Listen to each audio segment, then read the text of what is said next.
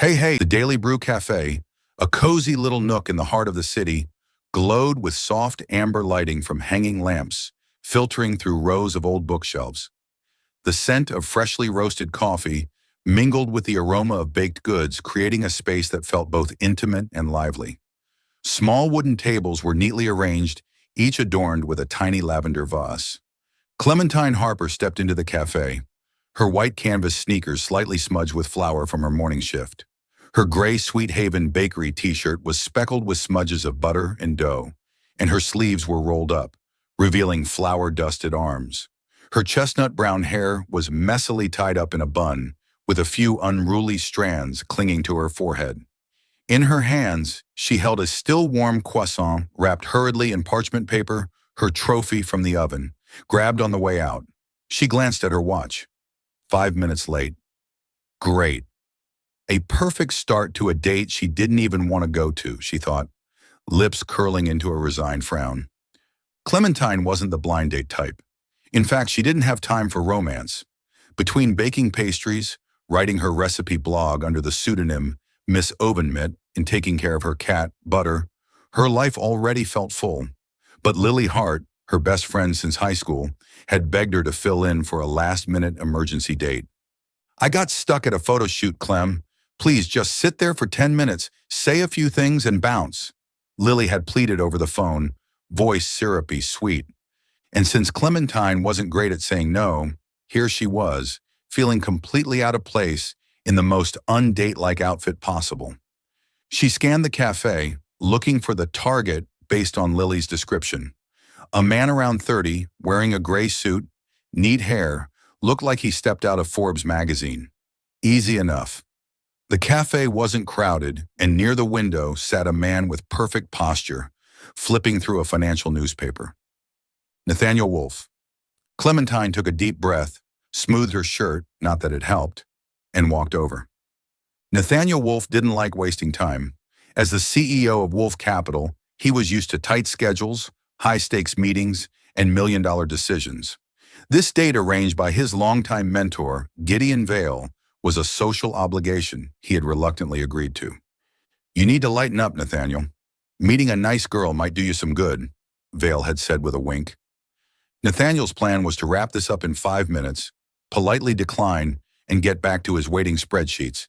But when Clementine walked up to the table, Nathaniel nearly dropped his newspaper. He had pictured someone polished, maybe a lawyer or a marketing executive, with styled curls and a perfect, rehearsed smile.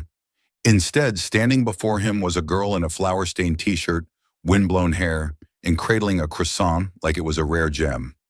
She looked like she had run straight from the kitchen. Nathaniel frowned slightly, yet his eyes, despite his logic, were drawn to her flour-covered hands, clutching the pastry like it might float away. Hi, are you Nathaniel, right? Clementine spoke, her voice a little shaky but trying to sound casual.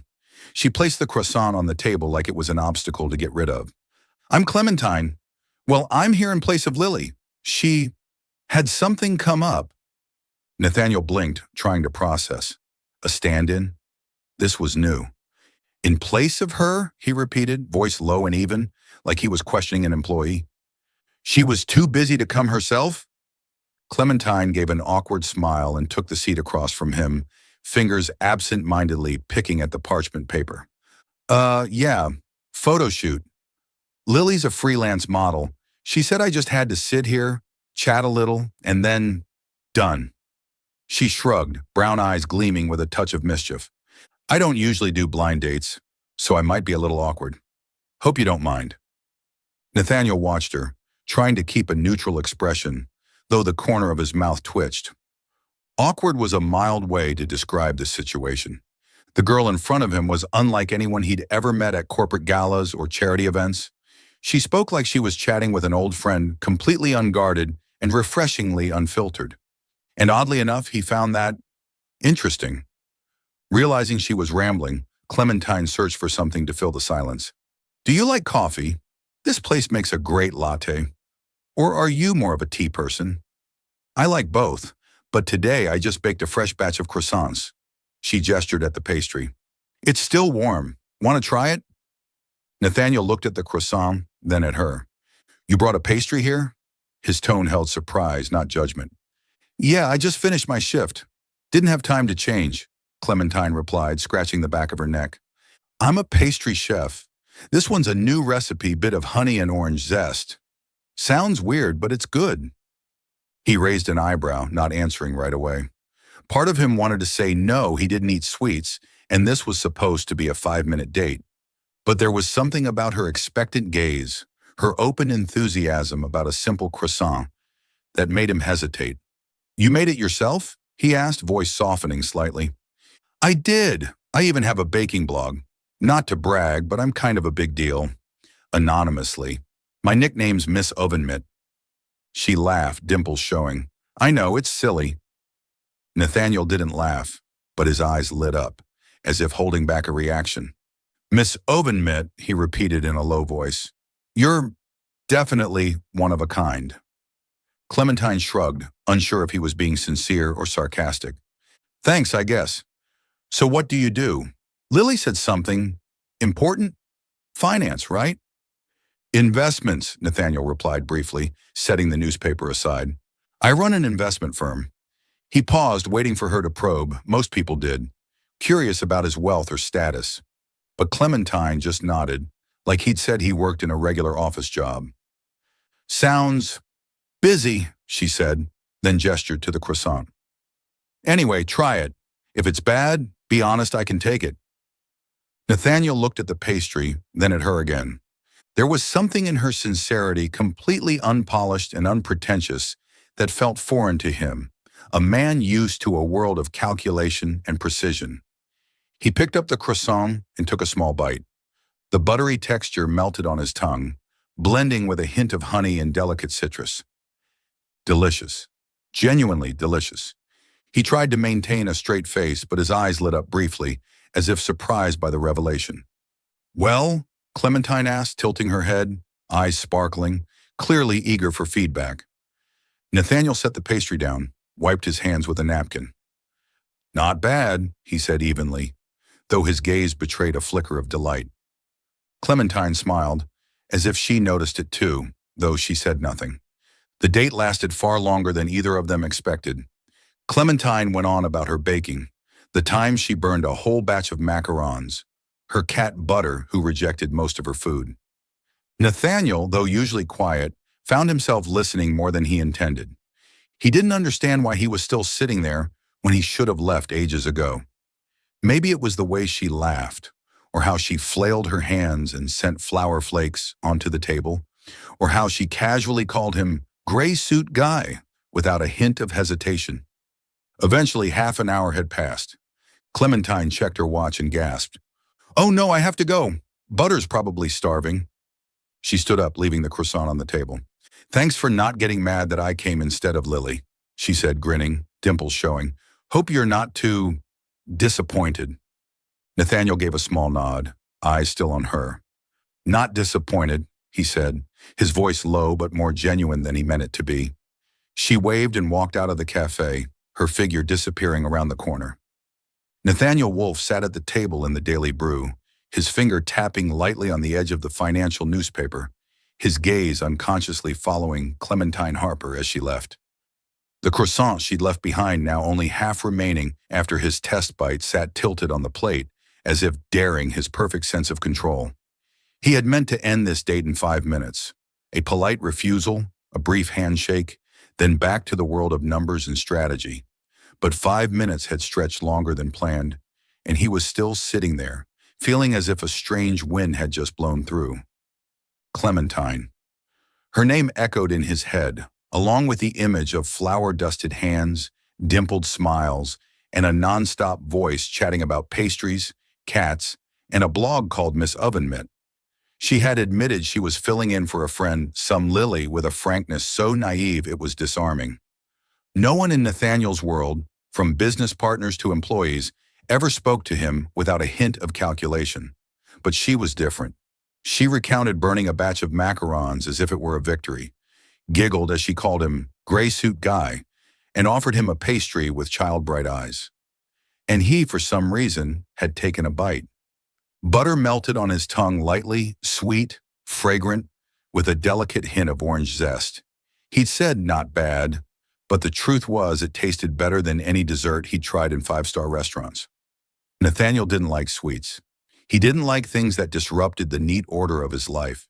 And yet here he was, his hand unconsciously picking up the scrap of parchment paper that had wrapped the croissant, folding it and slipping it into his suit pocket as if it were a keepsake worth saving. He stood, paid for the untouched espresso, and left the cafe. As he stepped onto the street, the cool August air brushed his skin, and Nathaniel realized the corner of his mouth had lifted. A smile, not the social kind he used in meetings, but something natural and rare enough to startle even him. Who was that girl anyway, he wondered. But no answer came. Only the scent of butter and honey lingered somewhere in his memory. Back at Wolf Capital, Nathaniel walked into his familiar space, where everything was arranged with precision. Today, though, the expansive room felt a little empty.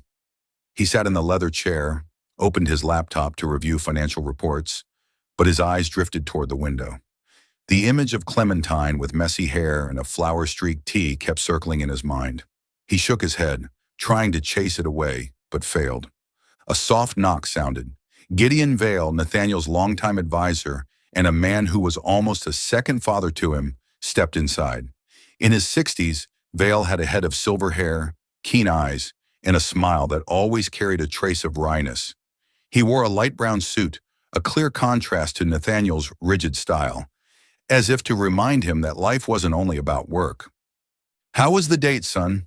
Vale asked, taking the seat across from him without waiting for an invitation. "Did the girl make you forget Excel for a few minutes?" Nathaniel frowned, though the corner of his mouth twitched. "Nothing noteworthy," he said evenly. "She wasn't even the person I was supposed to meet.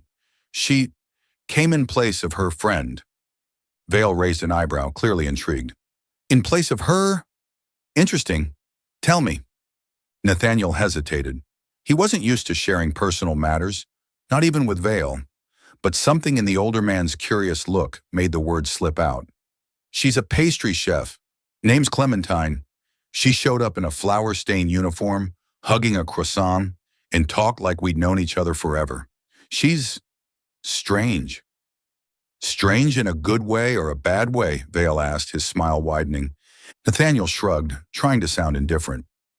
"She brought a pastry to the date and made me try it. Said something like, 'baked with kindness.'" "Who says that?" He stopped, realizing he'd already said more than he intended. "Anyway, it's over. I don't plan to see her again." Vale chuckled, his warm laugh filling the quiet office. "You ate that pastry, didn't you?" Nathaniel stiffened. His hand moved to his breast pocket where the parchment scrap still rested. "No," he said unconvincingly. "Oh, Nathaniel," Vale said, standing to give his shoulder a light pat. "You can fool a board of directors, but not me. The girl made you smile, I can see it in your eyes. Don't be so quick to shut that door." Nathaniel didn't answer, only watched Vale leave. When the door clicked shut, he took out the parchment, opened it, and caught a faint buttery scent. He folded it again, tucked it into a desk drawer, and told himself he'd throw it out later. But he knew he wouldn't. Meanwhile, in her small apartment, Clementine flopped onto the sofa, and Butter the cat promptly jumped up to curl on her belly. She stared at the ceiling, thinking back on the date. Nathaniel Wolf, with his immaculate gray suit and eyes that seemed to see through everything, wasn't exactly the kind of person she'd expected to meet. He was taciturn, serious, and probably would never read her blog. But there was a moment when he bit into the croissant and his eyes lit up when she thought she saw a different Nathaniel. Not a CEO, just an ordinary man who might laugh if she tried hard enough. She didn't know that. Across town, Nathaniel was thinking about her too, with a scrap of parchment in his drawer, and a strange feeling quietly working its way into his heart. A week had passed since the strange date at the Daily Brew, and Nathaniel Wolf had really tried to forget the girl with messy hair and the buttery croissant.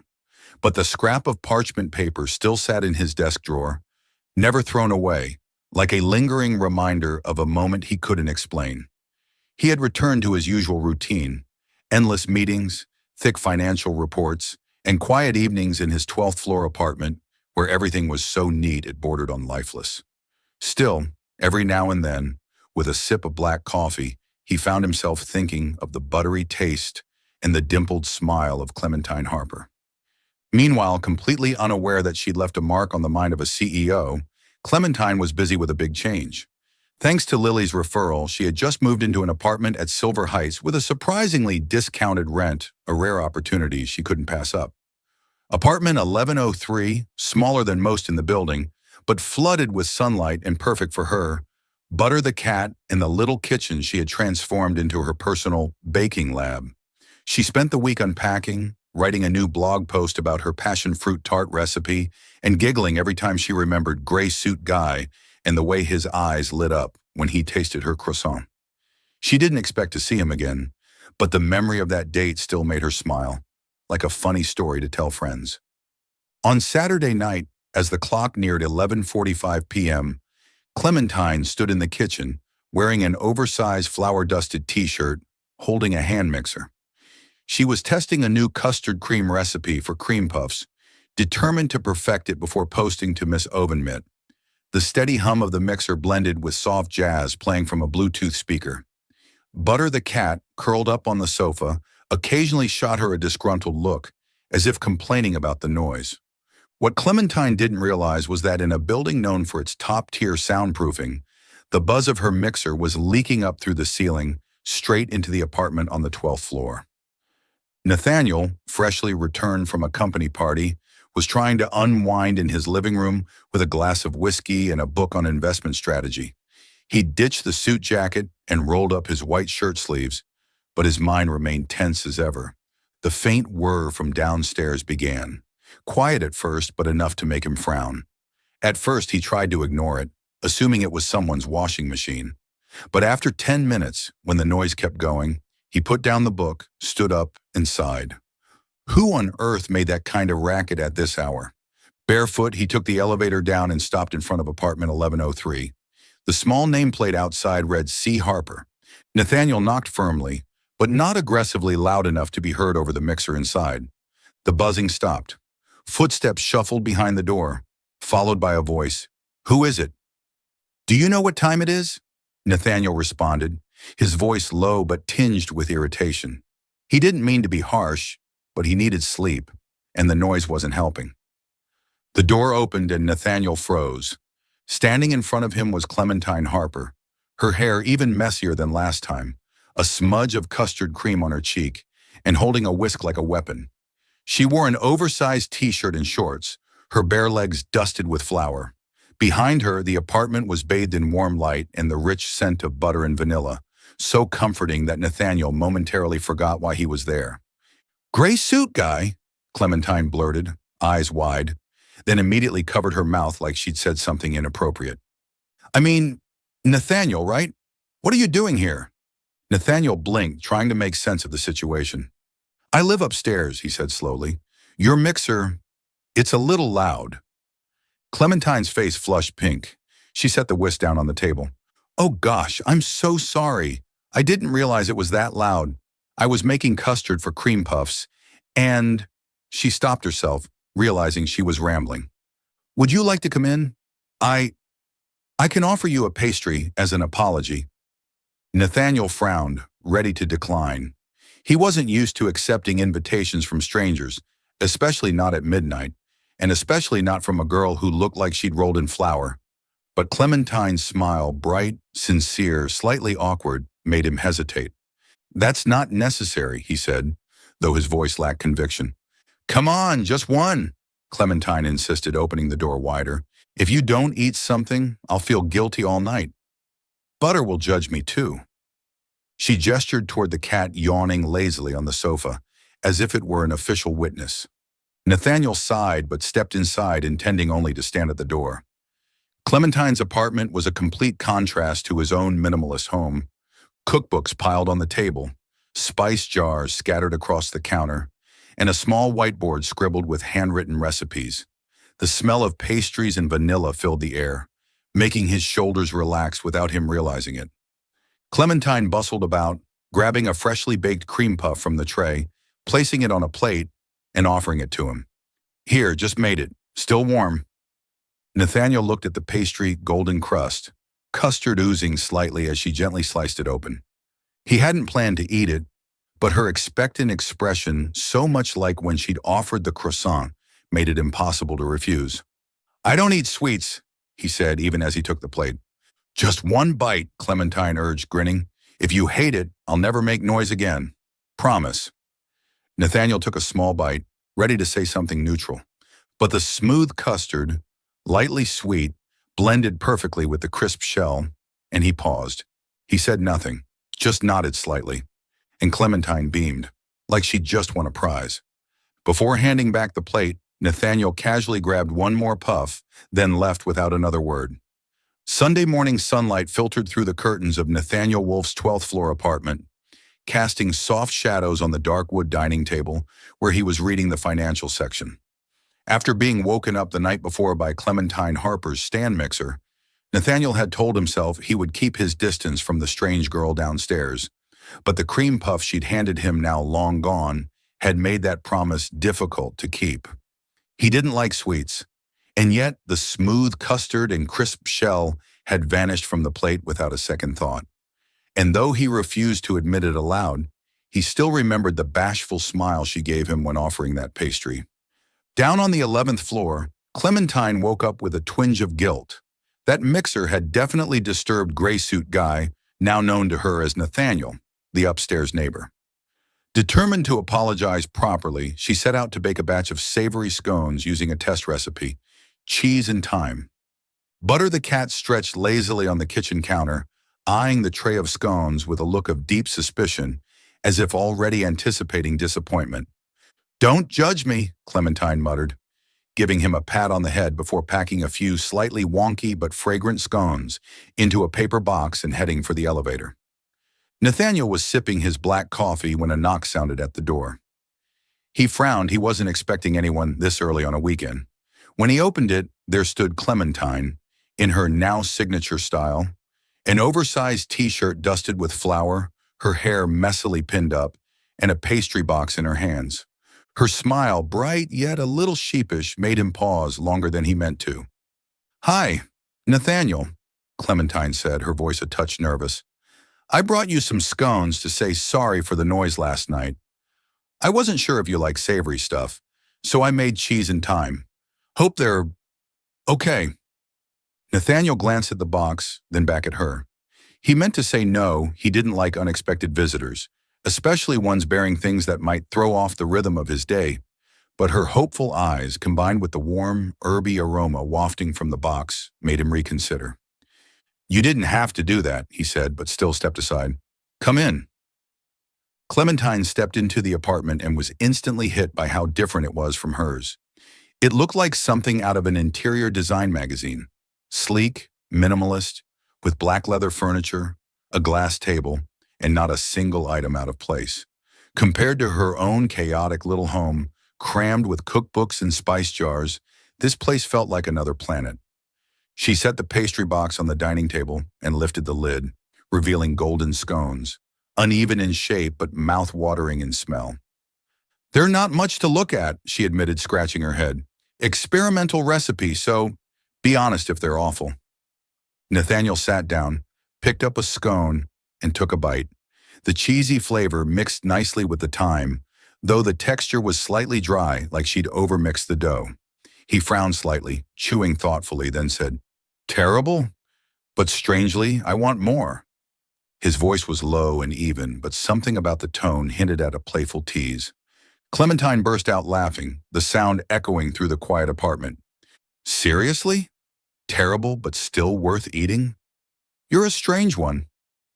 She sat down across from him without waiting for an invitation and launched into a story about her first scone experiment a few weeks ago, when she'd accidentally used salt instead of sugar. "Butter looked at that tray of disaster like it was garbage," she said, eyes twinkling. "He's the harshest food critic I know." Nathaniel, not usually one to smile, felt the corner of his mouth twitch. "Your cat critiques your baking?" he asked, voice tinged with disbelief and curiosity. "Oh, totally. Butter is the pickiest eater. One time I made butter cookies, and he sniffed them once and walked away like, 'You think I'm going to eat this?'" She mimicked the cat's glare, eyes wide, and Nathaniel let out an unexpected laugh, a short, deep sound that caught them both off guard. He quickly stopped, as though he'd done something out of character.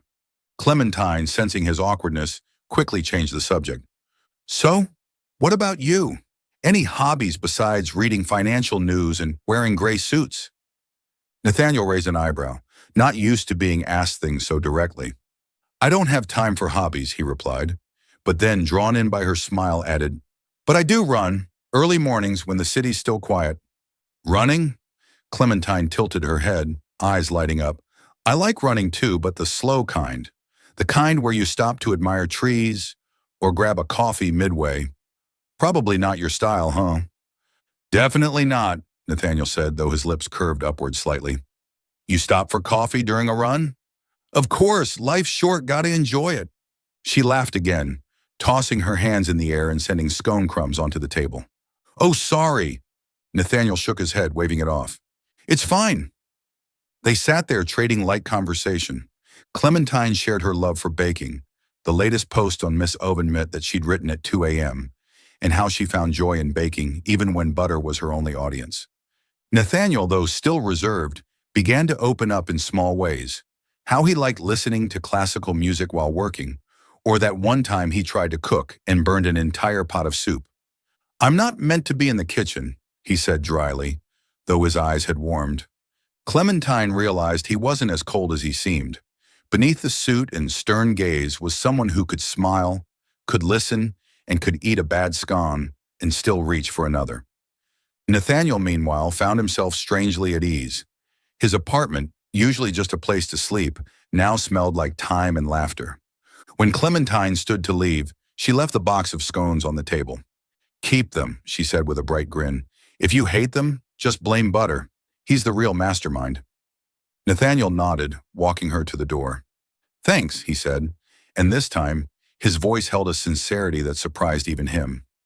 As the door closed behind her, he looked at the box, picked up another scone, and took a bite. Still dry, but he smiled. Downstairs, Clementine stepped back into her kitchen, pet Butter on the head, and thought of Nathaniel's rare smile. This neighbor is kind of interesting, she murmured, heart beating a little faster. Still following the story?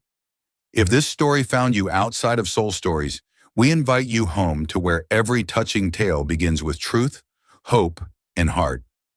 Clementine Harper never imagined that a short blog post written hastily at 1 a.m. could cause such a mess. Her latest post on Miss Ovenmit recounted her attempt at baking cheese scones to apologize to her neighbor, along with a quick photo, the back of a man in a white shirt, seated at a table with a misshapen scone in front of him. Her caption, teasing in tone, read, "When you bring apology scones to your neighbor, but this VIP eats like he's chewing lemons. Next time, more butter." She hadn't mentioned his name or shown his face and figured only her usual few dozen loyal readers would even see it. But by Monday morning when she woke up, her phone was flooded with notifications. The blog had gone viral. On foodie forums and social media, people were buzzing about the mysterious VIP in the photo. Someone recognized the luxurious apartment in the background. Someone else zoomed in on a pen lying on the table and spotted a tiny Wolf Capital logo. Within hours, the rumor spread. Miss Ovenmit is dating Nathaniel Wolf, CEO of Wolf Capital. Some readers even dug through her old posts, analyzing every word for clues. Clementine nearly spat out her coffee while reading the comments. Dating? With gray suit guy? Oh my God, she groaned, slapping her forehead. Butter, sprawled next to her on the couch, gave her a look that clearly said, "You brought this on yourself." Meanwhile, on the 42nd floor of Wolf Capital, Nathaniel Wolf was facing an unwanted storm. His assistant, looking pale, handed him a printed article titled, "The Cold CEO and His Sweet Secret, Dating the Pastry Blogger?" Nathaniel scanned the headline and frowned. The photo, though blurry, was unmistakably him, and the caption, "Eats like he's chewing lemons," made him huff, but also caused the corner of his mouth to twitch slightly. He wasn't angry. In fact, oddly enough, he found it amusing. Gideon Vale, his longtime advisor, walked in wearing a mischievous grin. "You're famous now, Nathaniel," he said, setting a cup of coffee on the desk. "That pastry girl really knows how to stir things up." "Nothing worth stirring," Nathaniel replied evenly, eyes still fixed on the article. "Just a misunderstanding. I'll take care of it." "Gently," Vale warned with a wink. "She didn't do it on purpose. And you don't seem all that bothered." Nathaniel didn't answer. Instead, he motioned for his assistant to contact Clementine. He needed to see her not just to squash the rumors, but because, though he'd never admit it, he was curious to hear her explanation, and maybe see that familiar, sheepish smile again. That afternoon, Clementine stood nervously in front of the Wolf Capitol Tower, clutching a box of butter cookies like a peace offering. Wearing a white t-shirt and jeans, her hair pulled into a ponytail, she had tried to look a little more put together than usual, but hadn't noticed the small streak of flour still clinging to her cheek. The elevator whooshed her up to the 42nd floor, and when she stepped into Nathaniel's office, it felt like she'd walked straight into a movie set. The room was massive, lined with glass windows overlooking the city skyline, and Nathaniel, dressed in a charcoal gray suit, sat behind a sleek desk like some kind of modern-day king. But his eyes, when they landed on her, held something unexpectedly playful. "Miss Harper," Nathaniel said, voice low as he gestured toward the chair across from him. "Please, have a seat." Clementine sat down, placing the cookie box on the desk, hands fidgeting. I'm really sorry about the blog post," she began, voice shaky. "I didn't think it would blow up like that. I didn't name you, I swear. Just a blurry back photo. And I didn't call you a VIP, people made that up." Nathaniel raised an eyebrow, picking up a printed copy of the blog. "Eats like he's chewing lemons," he read aloud, a trace of amusement in his voice. "That's how you describe me?" Clementine blushed and covered her mouth. No, I just meant you were so serious it looked like you hated the scone, but you did eat the whole thing, didn't you?" She tilted her head, eyes wide, as if that fact alone could clear her name. Nathaniel huffed, but the corner of his lips curved upward. "You took my photo without permission," he said, though his tone wasn't scolding. "And now the whole city thinks I'm dating Miss Oven Mitt." Clementine groaned, hiding her face in her hands. "Oh God, I knew that name was silly. I'll delete the post, I swear. And this," she pushed the cookie box toward him, "is an apology. No experiments this time. Real butter cookies. I promise they're good." Nathaniel glanced at the box, then back at her. He hadn't intended to smile, but her flustered panic, the way she gestured wildly and accidentally knocked a crumb onto the desk, made him do it anyway. "You apologize with pastries a lot," he said, his voice softer now. "Last time it was cream puffs. Now cookies? Well, pastry is kind of my love language," Clementine said with a sheepish grin. "If you don't like cookies, I could make soup, pasta. Wait, what do you like?" Nathaniel shook his head and opened the box, pulling out a cookie. He took a bite, rich, buttery, and just sweet enough, and nodded. "Not bad," he said. But his eyes, gleaming like they did when he first tasted her croissant, told a different story. "See, told you," Clementine said proudly. "So, what do you want me to do about the rumor? I can write a correction post. Something like, 'Not dating, just neighbors.'" Nathaniel sipped his coffee, watching her over the rim of the cup. "No need," he said. "My PR team will handle it. But next time, Miss Harper, no sneaky photos." Clementine nodded quickly, then paused, biting her lip. "You're really not mad?" she asked. "Because I saw you smile." Nathaniel stiffened, like a man caught in the act. "I didn't smile," he replied, but his tone lacked conviction. Clementine beamed, dimples popping, and he knew there was no point pretending anymore. Meanwhile, back at Sweet Haven, the pastry shop's assistant, Tommy, accidentally poured fuel on the fire. After reading Clementine's viral post, he casually told his coworkers about that tall guy in a suit who had once picked up the wrong order at the shop. The story made its way to a regular customer, then online, where someone tweeted, "Rumor has it CEO Wolf visits Sweet Haven often. Is he really dating Miss Oven Mitt?" When Tommy saw the chaos he'd sparked, he just shrugged and said, "How was I supposed to know the guy was that famous?" Back in the office, Nathaniel walked Clementine to the elevator, his eyes following her as she stepped in. "Miss Harper," he called just before the doors closed. "The cookies were better than the scones." Clementine turned with a bright smile. "Thanks, Mr. Wolf. Next time I'll bring croissants. Just be ready with compliments."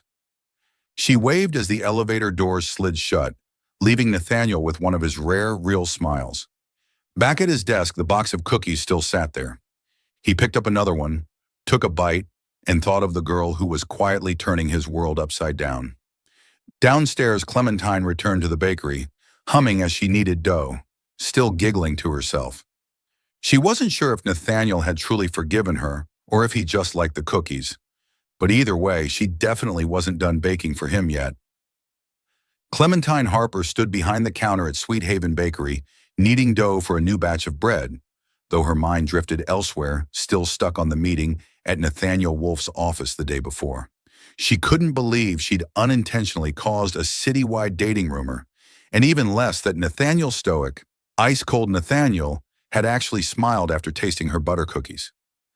"Not bad," he had said, but his eyes had sparkled, just like they did when he tasted her croissant. Maybe he didn't hate her after all. Clementine smiled to herself, scattering flour on her shirt, which Tommy, the shop assistant, immediately noticed. "Clem, are you daydreaming again? Thinking about Mr. Tall, Dark, and CEO?" Tommy teased, carrying out a tray of freshly baked lemon tarts. The curly-haired, cheeky assistant had already apologized a dozen times for unintentionally fueling the dating rumors, but that didn't stop him from poking fun at every opportunity. "Shut it, Tommy," Clementine warned, though a smile tugged at her lips. "I'm just thinking about a new recipe." Tommy laughed, about to make another joke when the shop bell rang. Clementine looked up, and her heart skipped a beat. Nathaniel Wolf, in a sharply tailored black suit, stepped into the cozy little bakery, looking utterly out of place among chalkboard signs advertising butter cookies, "Buy 5, get 1 free," in the scent of cinnamon sugar in the air. The customers, mostly neighborhood moms and a few high schoolers, turned to stare and whisper. "Hi, Nathaniel," Clementine said, wiping her hands on her apron, trying to steady her voice. "Are you here to buy something?" Nathaniel nodded, his eyes scanning the pastry display. "All of it," he said, calm and firm. "I'd like to buy everything in the shop today." Clementine blinked, convinced she'd misheard. Tommy nearly dropped his tray. "Everything?" he repeated, voice rising an octave. "You mean the bread, the cakes, the tarts, the cookies, everything, everything?" Nathaniel looked at Tommy, then back at Clementine. "Yes, pack it all up, please." Clementine froze, her brain struggling to process. Sweet Haven wasn't a huge bakery, but she had at least 10 trays of assorted goods out today, enough for a full day of sales. "You're serious?" she asked, fiddling with the edge of her apron. "Why would you buy everything?" Nathaniel gave a small shrug, as if it were the most natural thing in the world. "Consider it compensation, restoring your shop's reputation," he said, voice calm but with a subtle awkwardness. "That rumor last week couldn't have helped." Clementine blushed, flustered and oddly touched. She hadn't expected Nathaniel Mr. Spreadsheet himself to care about something so personal. "You didn't have to do that," she murmured. "I already apologized." "I know," Nathaniel replied, his gaze lingering on her longer than necessary. "But I wanted to." Tommy couldn't handle the silence any longer. "Clem, take the win," he grinned. "This sale's worth a whole month's rent." He started boxing up pastries like a man on a mission, muttering, "Big CEO energy, I respect it." Clementine rolled her eyes at him, but turned back to Nathaniel with a sincere smile. "Thank you," she said gently. "Really, but next time, just buy 1 cookie. You scared me half to death." Nathaniel let out a quiet huff, but the corner of his mouth tugged upward, clearly softened by her grin. "I'll consider it," he said, accepting the massive receipt from Tommy, who was valiantly trying to suppress laughter at the eye-popping total. Later that afternoon, back at Wolf Capital, Nathaniel sat behind his desk surrounded by dozens of pastry boxes from Sweet Haven. Around him, staff from secretaries to interns were buzzing with excitement, each holding a tart or cookie, whispering about their boss and the baker girl. Nathaniel, who generally avoided attention like the plague, simply sipped his coffee, occasionally glancing at the box of butter cookies he'd kept aside on his desk just for himself. A ringtone broke the calm. The screen lit up. "Grandma Catherine," he answered, switching to video. And there she was, Catherine Wolfe, elegant as ever with her silver hair swept into a neat bun and a warm, mischievous smile. At 70-something, she still exuded grace, but her twinkling eyes always hinted at mischief. "Nathaniel, working late again?" she said with mild scolding in her voice. "I told you to take a break, not bring the entire bakery back to the office." Nathaniel frowned, but his tone softened. "I didn't bring the entire bakery, just some treats for the staff." Catherine chuckled, but her eyes narrowed as if spotting something in the background. "Who's that behind you?" Nathaniel turned, and his heart gave a little jolt. Clementine had appeared at his office door, unnoticed until now, holding a small tray of extra bread, likely meant to complete the order. Wearing a white tee and a loose apron, her ponytail slightly undone with soft strands falling over her shoulders, she gave an awkward wave as she noticed the screen. "Sorry, just bringing more bread. Didn't mean to interrupt." Catherine smiled, one of those knowing, layered smiles that made Nathaniel's skin crawl with anticipation. "She's lovely," she said warmly. "Are you the one baking for my grandson now?" Clementine blushed, stepping closer to the screen. "Hi, I'm Clementine. I work at Sweet Haven. Nathaniel, he bought everything we baked today, so I thought I'd bring a little extra." "Very generous," Catherine said, shooting Nathaniel a glance full of meaning. "I like her. Nathaniel, you should invite this one to dinner sometime." "Grandma," Nathaniel said, a warning tone creeping in. But Catherine just laughed and ended the call before he could argue. Clementine, standing by the desk, covered her mouth to stifle a laugh. "Your grandmother is adorable," she said as she set the tray down. "What was that look she gave you at the end?" Nathaniel shook his head, trying to stay composed. "She imagines things," he said curtly. But when he looked at Clementine, his eyes softened. "You didn't need to bring more. We already had plenty."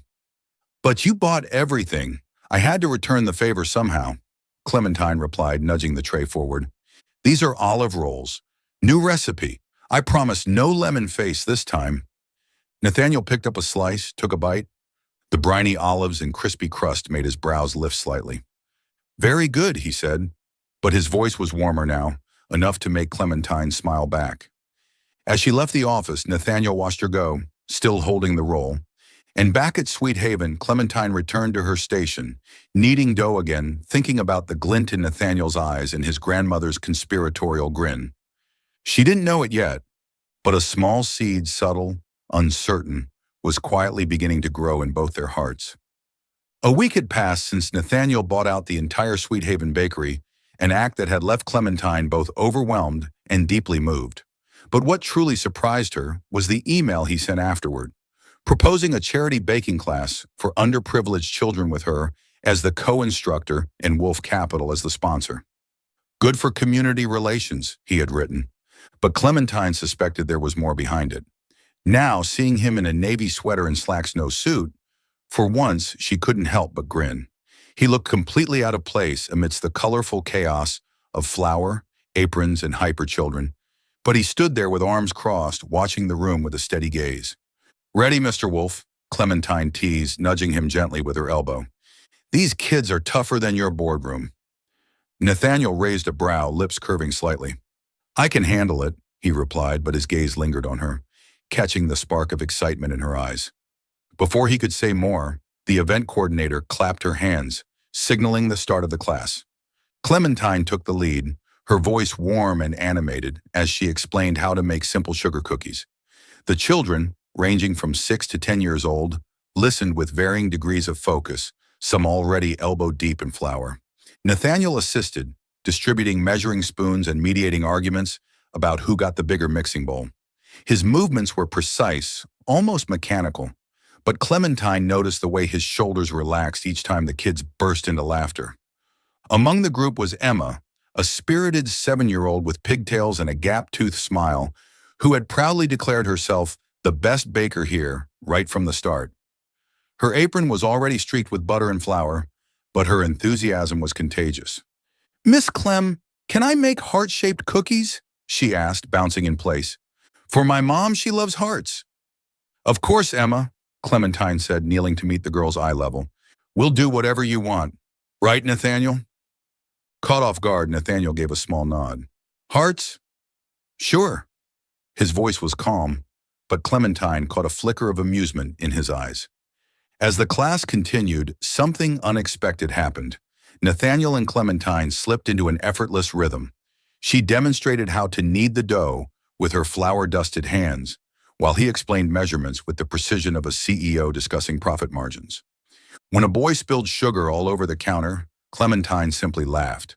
Nathaniel, to her surprise, handed the child a towel without a hint of irritation. They balanced each other well, and the children flourished under their shared guidance. Emma, however, was the star of the show. Standing proudly between Clementine and Nathaniel, she directed like a tiny orchestra conductor. Uncle Nate, roll the dough. Miss Clem, cut the hearts, she commanded, hands on hips. Nathaniel obeyed, his large hands awkward but gentle as he wielded the rolling pin. When Emma fumbled with the cookie cutter, he knelt beside her, carefully guiding her hand. Like this, he said softly, voice low and unexpectedly tender. Slow and steady, he coached, helping her create a lopsided heart-shaped cookie. Emma beamed and held it up like a trophy. Perfect! You're amazing, Uncle Nate. You and Miss Clem should totally get married like in those princess cartoons. The room burst into laughter, and Nathaniel turned red, a color Clementine had never seen on him. She bit her lip to hold in a giggle, her eyes twinkling. Emma, you have such creative ideas, she said, ruffling the girl's hair. Nathaniel cleared his throat and stood up quickly. Let's focus on the cookies, he muttered. But Emma wasn't deterred. She whispered loudly to her friend, They look exactly like a prince and princess. Clementine glanced at Nathaniel, half expecting him to scowl, but instead he gave her a rare, soft smile. She smiled back, and for a moment the noise in the room faded, and it felt like just the two of them connected by a child's innocent fantasy. Midway through the session, Gideon Vale arrived, his silver hair glinting under the lights as he leaned against the doorframe, observing quietly. He had been the one who nudged Nathaniel to participate, sensing it would be good for him. Seeing Nathaniel help a boy sprinkle sugar onto cookies, Gideon's eyes narrowed in satisfaction. He caught Clementine's eye and gave her a subtle nod. You're good for him, it seemed to say.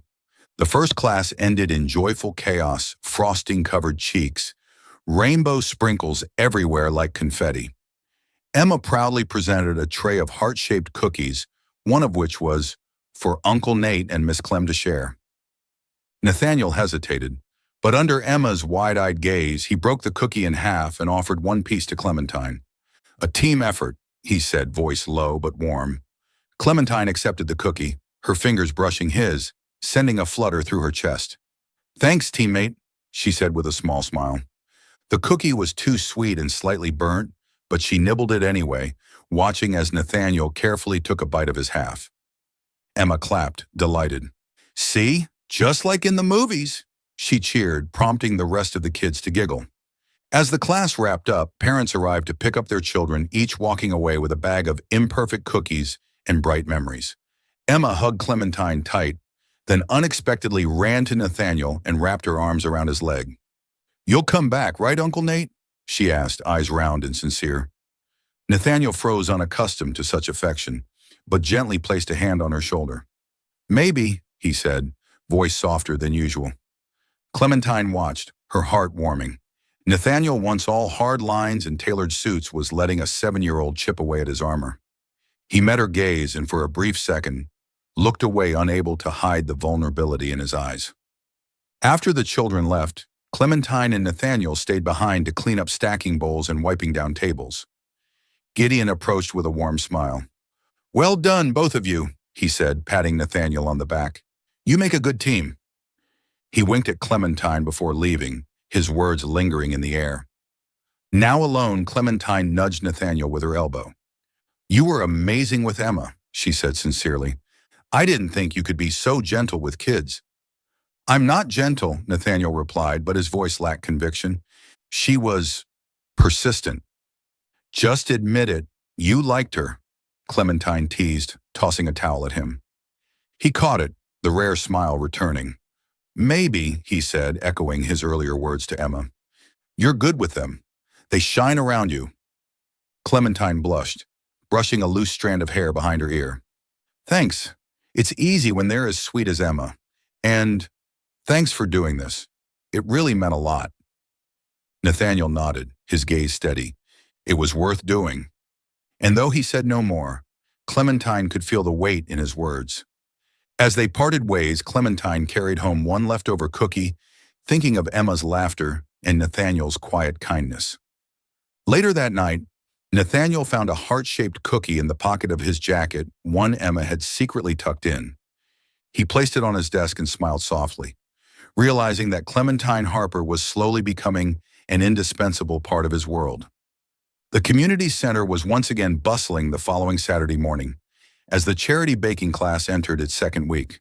Tables were covered in flour, sugar, and cookie cutters. Children giggled as they tied their aprons, and the scent of butter wafted through the air.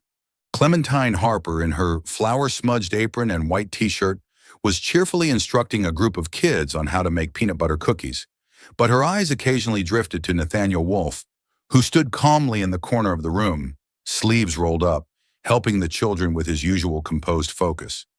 Since last week, when little Emma called them a bride and groom, Clementine had felt a new closeness to Nathaniel. Though he still maintained his reserved demeanor, something had subtly shifted. She tried to keep her attention on the kids, especially Emma, the bright-eyed 7-year-old currently struggling to knead dough with her tiny hands. But the air changed the moment she walked in. A woman, tall, blonde curls perfectly styled, wearing a fitted sapphire blue dress, entered the hall, with heels tapping rhythmically against the tile. Confident, poised, and unmistakably sharp, her presence turned heads. Clementine recognized her instantly. Valerie King, Nathaniel's ex-girlfriend and former business partner. She'd seen Valerie's name while researching Wolf Capital after the dating rumor went viral. Her heart dipped slightly, unsure why. Valerie strolled in, drawing stares from parents and volunteers alike. Her polite smile didn't reach her eyes as they briefly passed over Clementine, glinting with icy disinterest. "Nathaniel," she called, her voice smooth but cutting. "I heard you were hosting this event, so I thought I'd stop by. What a surprise." Nathaniel turned, his expression tightening for just a second before returning to neutral. "Valerie," he said evenly, "didn't expect you here." Clementine, standing beside Emma, focused intently on helping her roll out dough, but she couldn't help hearing Valerie continue, her tone loud enough to carry, "I was just curious. You usually don't spend your time on things like this. A baking class with children?" She laughed softly, her voice carrying a sharp edge that made Clementine's shoulders tense. Nathaniel's brow furrowed as he stepped closer. "It's a company-sponsored community initiative," he said coolly. "Is there something you needed?" Valerie gave a casual shrug, her eyes flicking to Clementine before lingering with veiled judgment. "I just heard the baker girl was getting a lot of attention. Miss Ovenmitt, right? How cute." The word cute was said with such pointed condescension that Clementine gripped the rolling pin tighter. Emma, oblivious to the tension, piped up, "Miss Clem is the best teacher. She makes the yummiest cookies ever." She beamed, but Valerie offered only a hollow smile. "Adorable," she murmured, then turned back to Nathaniel. "But you, Nathaniel, you belong in boardrooms and billion-dollar deals, not in a bakery." Her voice dropped, still audible to Clementine, who was now at the back table fetching more flour. "She's not in your league. You know that. Fun is fine, but this isn't your world." Clementine froze, hand trembling as she poured flour into a mixing bowl. The words struck like daggers, slicing through the quiet insecurity she kept buried beneath cheerful smiles. She was just a baker, living in a tiny apartment, writing an anonymous blog. Nathaniel was a CEO, the kind of man who belonged to glass towers and Forbes covers. She turned away quickly, blinking back tears. She didn't want anyone to see, especially not him. Nathaniel, having clearly heard Valerie's words, clenched his jaw. "That's enough, Valerie," he said, voice low and sharp. "You don't need to comment on her or this project." He glanced toward Clementine. She was hunched over, shoulders slightly shaking. He wanted to go to her, to say something, but Valerie, either unaware or uncaring, continued. "I'm just being honest," she said, her tone feigning concern. You have bigger responsibilities. Don't let a passing hobby distract you. Nathaniel opened his mouth to reply, but it was Emma who broke the tension. Still beside Clementine, she tugged gently at her apron. Miss Clem, are you okay? You look sad. Her voice cut through the room. Clementine quickly forced a smile, patting Emma's head. I'm okay, sweetheart. Just got flour in my eye, she said softly. She glanced at Nathaniel. He was looking at her, but she couldn't read his expression. And in that silence, her heart ached. She assumed his silence meant agreement, and that hurt more than Valerie's words. The rest of the class passed under a heavy cloud. Clementine kept smiling for the kids, helping them bag cookies to take home, but her mind was spinning. Nathaniel continued to assist, quiet, distant. Valerie had left early, but her presence lingered like perfume that refused to fade. As the kids trickled out with their parents, Emma hugged Clementine tightly and whispered, You're the best teacher ever. Don't let that mean lady make you sad. Clementine smiled, but it didn't reach her eyes. Thank you, Emma, she whispered, hugging her a little tighter. After cleanup, Nathaniel approached, concern shadowing his features. Miss Harper, he began, voice low, about what happened earlier. It's fine, Clementine cut in, her voice gentle but firm. I understand. Thank you for today. She turned before he could respond, unwilling to let him see the tears threatening to spill. She left the center quickly, heart heavy and aching. Back in her apartment on the 11th floor, Clementine collapsed onto the couch. Butter the cat immediately jumped onto her stomach and curled up like a warm loaf. She stared at the ceiling, Valerie's words looping in her head. Not in your league. She'd always known she and Nathaniel came from different worlds, but hearing it spoken aloud, in that tone from someone like her, made Clementine feel small. She thought about Nathaniel's expression, about his silence, and she couldn't help wondering, was she really just a temporary distraction? Meanwhile, on the 12th floor, Nathaniel stood by his window, looking out at the city skyline. His phone was in his hand, thumb hovering over Clementine's number. He wanted to call her, but he didn't know what to say.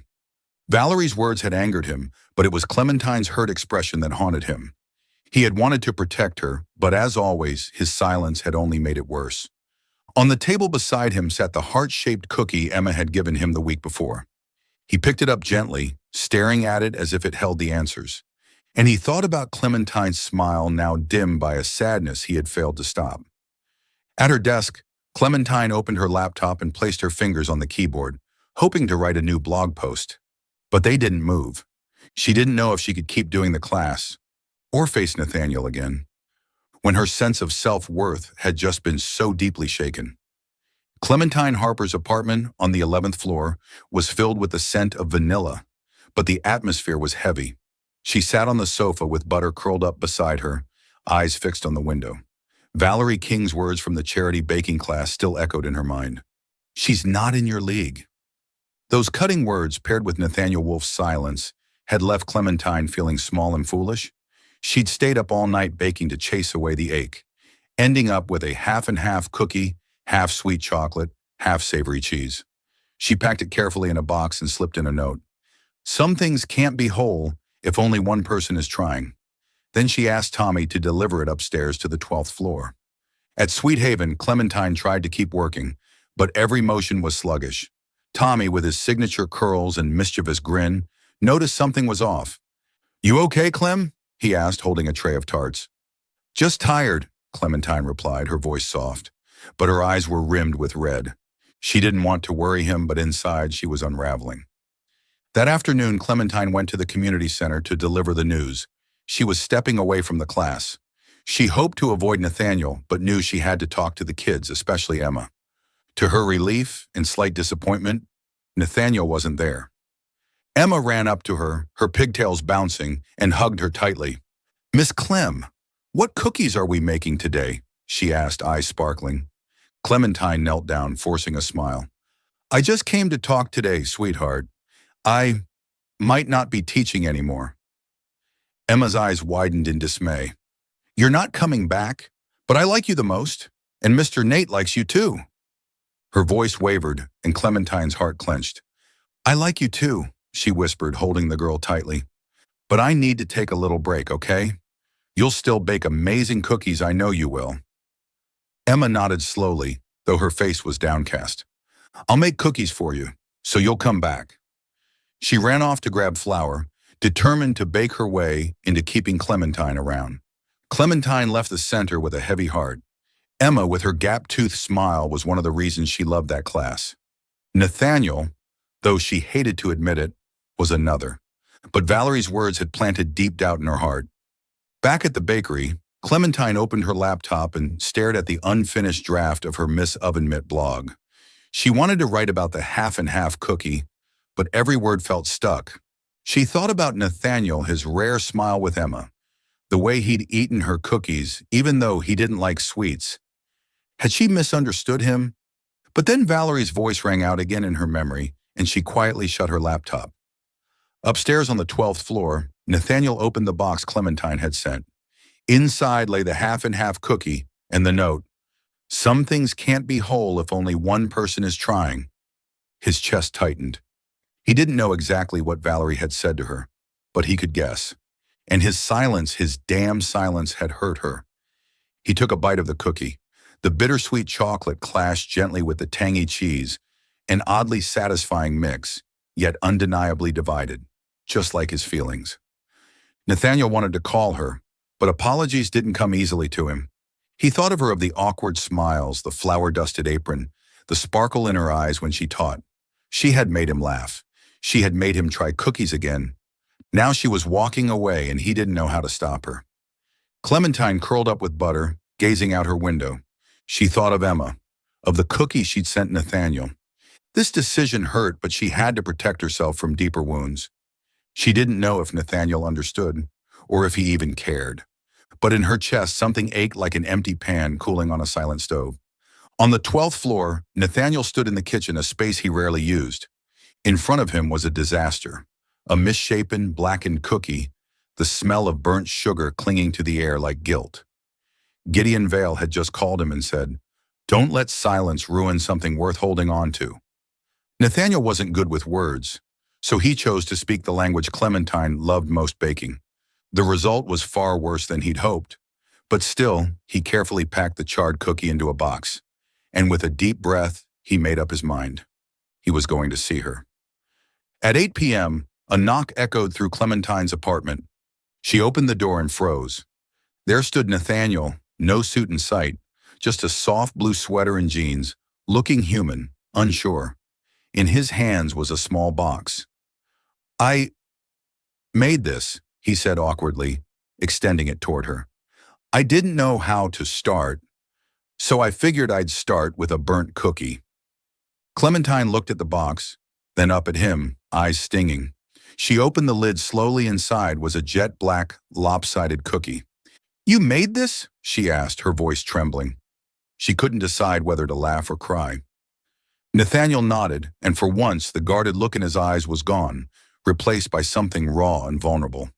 "I know baking is your language," he said, "and I tried. Clearly, I'm worse at it than you imagined."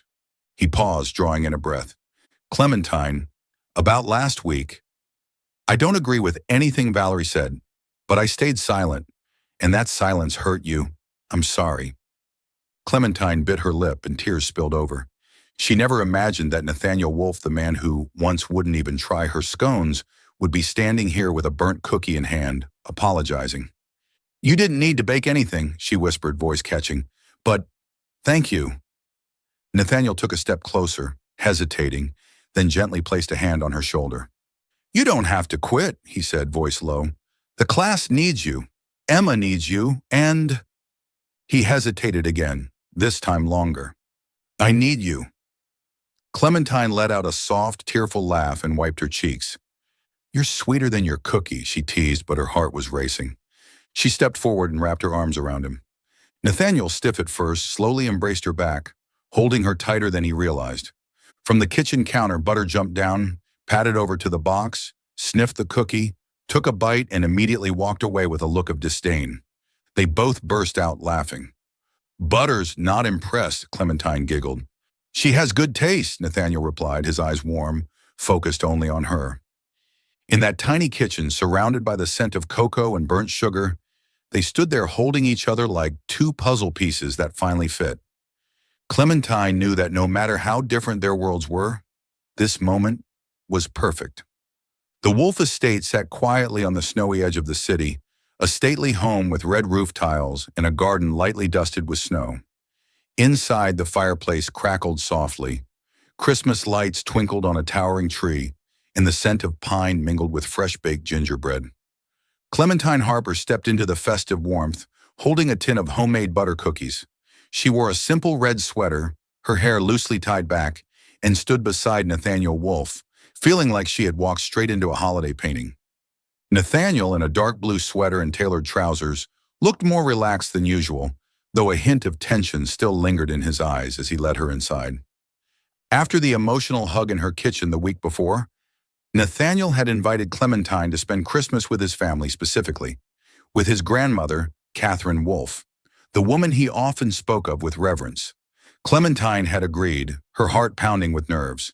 She wasn't sure if she belonged in his world, but when the front door opened, Catherine Wolfe, with her silver hair pinned up and a warm smile, wrapped Clementine in an enthusiastic hug. "You're Clementine!" she exclaimed, her voice delighted. "I've been waiting to meet you since the moment you appeared in our video call." Blushing, Clementine offered the cookie tin. "I brought butter cookies. I wasn't sure if they were Christmassy enough, but—" "They're perfect, dear," Catherine beamed. "Come, we're baking the Wolfe family gingerbread. Nathaniel, you too." Nathaniel raised an eyebrow. "Grandmother, you know I can't bake," he said, but followed them anyway, his eyes lingering on Clementine with rare softness. The Wolfe kitchen was spacious, with marble countertops and a vintage oven. Catherine pulled out a worn leather-bound recipe book, its pages yellowed with age. "This is the family secret," she said with a wink, "but I think you'll make it even better." Clementine smiled, the nerves fading. She rolled up her sleeves and began mixing the dough while Catherine guided her, slipping in stories of her youth between steps. Nathaniel was tasked with rolling the dough. He worked carefully, albeit clumsily, ending up with flour-coated hands. Clementine laughed. "Mr. Wolfe, we're rolling dough, not negotiating million-dollar contracts," she teased. Nathaniel grunted, but the corners of his mouth lifted. "Easy for you to say," he muttered, deliberately rolling the dough unevenly just to make her laugh. Catherine watched them, her eyes twinkling with amusement, as if she'd been waiting for this moment for years. Together, they cut the cookies into stars, trees, and hearts, Clementine's idea, in honor of Emma. As the gingerbread baked, its warm scent filled the kitchen. Clementine and Nathaniel stood side by side, shoulders gently brushing. She told him about Sweet Haven, about Butter the cat, and the time she burned an entire tray of cookies as an apprentice. Nathaniel, usually reserved, admitted to once sneaking cookies as a child and getting caught. "Grandmother made me do dishes for a week," he said with a rare, fond smile. Catherine, piping icing onto the cookies, chimed in. "He was a little rascal back then. Now he's too serious. Thank goodness you came along, Clementine. He laughs more now." She gave Clementine a warm look. "Ever since I saw you on that video call, I knew you were the missing flavor in this family." Clementine's cheeks flushed. Her hands paused over the dough.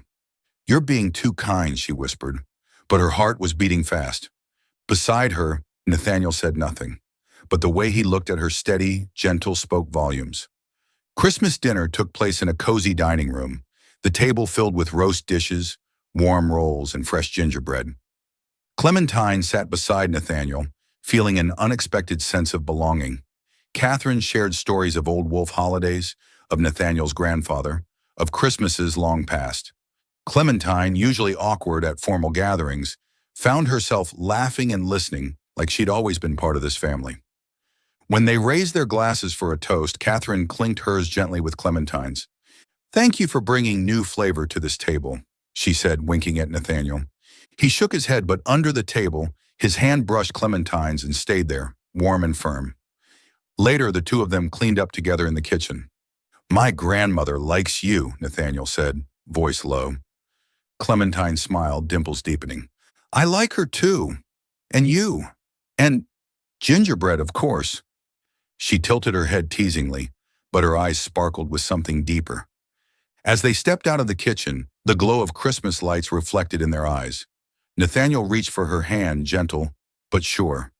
For the first time, Clementine didn't feel like just the girl who baked cookies. She felt like a part of his story, a story just beginning, written in flour and sugar and the sweetness of Christmas love. Miss Ovenmitt Bakery, tucked on a bustling street corner, glowed beneath the soft winter sun. Its wooden sign was carved with graceful lettering, and through the glass windows, golden croissants, butter cookies, and vibrant passion fruit tarts sat proudly on display. Clementine Harper, wearing a crisp white tee and a brand new apron, stood behind the counter, heart fluttering. Just a year ago, she was a behind-the-scenes pastry chef at Sweet Haven and an anonymous food blogger. Today, Miss Ovenmitt wasn't just her very own bakery, it was a name known across the globe, beloved for its easy, heartwarming recipes. It was opening day. The shop was alive with customers, congratulatory bouquets, and familiar faces. Clementine glanced toward the door just as Nathaniel Wolfe stepped inside, punctual as always. For the past year, he'd shown up every morning, buying exactly one pastry, usually a croissant, a nod to their serendipitous meeting at the Daily Brew. Today, he held a small bouquet of lavender, placing it gently on the counter with a soft smile. "Congratulations on the grand opening, Miss Harper," he said, his voice as warm as his coat. "One croissant, as usual." Clementine smiled, dimples deepening. "Mr. Wolfe, it's a special day. Take two." She pushed a warm croissant toward him, her eyes twinkling. Nathaniel accepted it but didn't leave. Instead, he reached into his coat pocket, his expression suddenly more serious. Clementine, distracted by cleaning the counter, didn't notice the shift until the shop bell jingled and a group of children burst through the door. Leading them was Emma, now 8, her pigtails bouncing with excitement. "Miss Clem," she squealed, wrapping her arms around her. "It's so pretty. I brought the whole class to celebrate." The children from the community baking class, now Clementine's regular students, gathered around, pointing excitedly at the cookie displays. Soon the shop filled with familiar laughter. Catherine Wolfe, Nathaniel's parents, Gideon Vale, and Clementine's family, her parents and older brother, all gathered to celebrate. Even Butter the cat, lounging lazily behind the counter, stretched, yawned, and surveyed the scene like a silent judge. In the bustle, Clementine barely noticed Nathaniel, signaling quietly to everyone. When she turned back around, he was standing in front of the counter again, now holding a small box. The bakery fell silent, save for the faint sound of Christmas music playing in the background. "Clementine," Nathaniel began, voice steady but deep enough to still her heart. "A year ago, I met you in a coffee shop. You were holding a croissant like it was treasure. I thought I needed 5 minutes to say no and walk away." He paused, locking eyes with her. "But you with flour on your cheek and that nervous smile made me stay. I've eaten enough of your pastries to know the one thing I want to keep is you." He opened the box. Inside was a simple silver ring, gleaming under the bakery lights. Clementine's hands flew to her mouth, eyes brimming with tears. The crowd gasped and Emma jumped up and down, shouting, "I knew it, just like in cartoons." You mean it," Clementine whispered, voice shaking. Nathaniel smiled, a rare, radiant smile that melted her. "More than anything," he said, stepping closer, taking her hand. "Clementine Harper, will you marry me?" She nodded through her tears and threw her arms around him. Applause exploded through the bakery. Catherine wiped her eyes. Gideon nodded, proud. Clementine's parents beamed with joy. Emma wedged herself between them, hugging both. "I want to be the flower girl." Clementine laughed through her tears, turning to Nathaniel. "You know what? I want to keep you too," she said softly, then kissed his cheek. Nathaniel, cheeks flushed, pulled her into a full embrace as the crowd cheered. The bakery bustled on, but in the corner, Clementine and Nathaniel stood hand in hand, watching the scene together. Behind the counter, Butter the cat yawned again and curled up, seemingly satisfied with the ending. Clementine looked around the warmth, the people, the croissant that started it all, and knew, no matter how much the world changed, she'd found the one person she wanted to eat pastries with every single day.